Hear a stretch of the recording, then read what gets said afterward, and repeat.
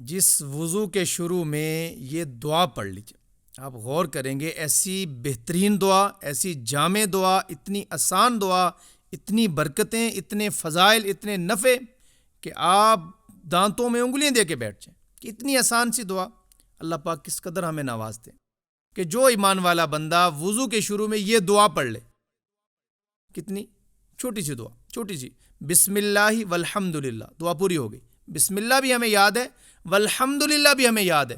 وضو کرنے سے پہلے ہم بسم اللہ والحمد للہ پڑھ لیں۔ اس کی برکتیں کیا ہیں؟ حدیث پاک میں آتا ہے جب تک بندہ یہ وضو کرنے والا جس نے وضو کے شروع میں یہ دعا پڑھی تھی جب تک باوضو رہے گا، فرشتے اس کی نیکیاں لکھتے رہیں گے مسلسل۔ یہ 10 منٹ باوضو ہے، آدھا گھنٹہ ہے، 2 گھنٹے، 4 گھنٹے، شام تک باوضو ہے، فرشتے مسلسل بغیر کسی نیکی کیے اس کی نیکی لکھ رہے ہیں۔ اتنا بڑا انعام ہے۔